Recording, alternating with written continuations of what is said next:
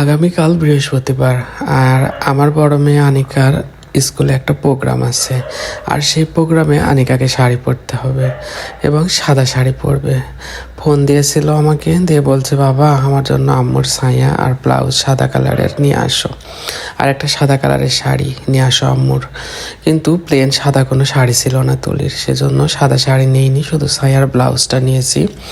আর আমি যেহেতু যাচ্ছি সেহেতু একটু বোতার শাক রান্না করছিল তুলি, আর সেই শাকগুলো আমাকে দিল, যেগুলো একটু নিয়ে যাও, মেয়েটা খাবেনি। তো সাথে বাড়ির কিছু পেঁয়াজও আছে, যেহেতু মেয়ে একা একা থাকে এখানে, ওর খালা আছে রান্না বান্না করে দেয়, ও রান্না বান্না করে।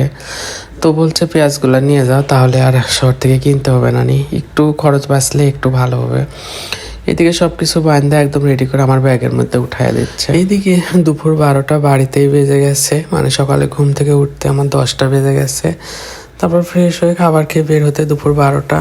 তো দুপুরের আজানের পরে আমি রাজশাহীতে চলে আসি। এসে হঠাৎ করে আনিকাকে সারপ্রাইজ দিই। আনিকা রান্না করছিল, এই সময় আমি আসি। তো এসে দেখি যে রুমের অবস্থা খুবই খারাপ করে রাখছে। আমার আগের ভিডিওতে দেখছেন যে ও রান্না করছিল, আর সে ভিডিওটা দিয়েছি তাই ওইটা আর দিলাম না। রুমে ঢুকেই রুমটা দেখে তো আমি ওকে বকাঝকা শুরু করছি, রুমটা সুন্দর করে রাখবা। তাই বলে রুমটাকে আমি সুন্দর করে গোছগাছ করে দিচ্ছিলাম, মানে ছোট মানুষ, এজন্য এত কিছু পারে না, তারপরে যতটুকু পারে আলহামদুলিল্লাহ।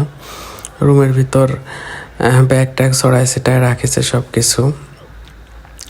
তো দুপুরে রান্না হয়েছিল, যে রান্নার খাবারগুলো করছিল মেয়ে, সেগুলো আমাকে দিল, ও খাচ্ছে আমার সাথে।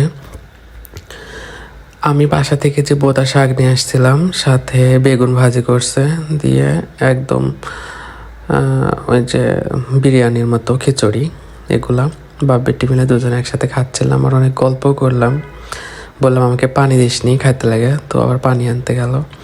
তো খাওয়া দাওয়া শেষ করে ওকে নিয়ে একটু যে সাদা শাড়ি কিনবো, এই জন্য বাজারে যাচ্ছি।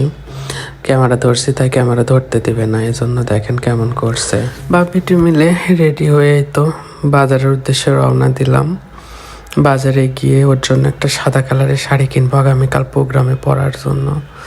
রিস্কায় চড়ে দুজনে একসাথে যাচ্ছিলাম। তো আসার সময় আনিকা পাউরুটি কিনে আনছে, কলা নিয়ে আসছে, নিয়ে এসে বাসায় ডিম দিয়ে পাউরুটি দিয়ে কলা দিয়ে একটা নাস্তা বানাইছে। একা একা থাকে, তারপরেও অনেক কিছু শিখে গেছে, ভালোই লাগে। তো এই তো খাওয়া দাওয়া শেষ করে দুজনে মিলে ব্যালকনিতে একটু আসলাম। সন্ধ্যার আজান দিবে, আজকে আমি আনিকার কাছেই থাকবো রাত্রে। সবাই ভালো থাকবেন, সুস্থ থাকবেন। আমার প্রচুর মাথা ব্যথা করছিল, এই জন্য আমি আসলে ভয়েসটা ঠিক মতো দিতে পারিনি। যাই হোক, আজকের মতো পর্যন্তই। আল্লাহ হাফেজ সবাইকে।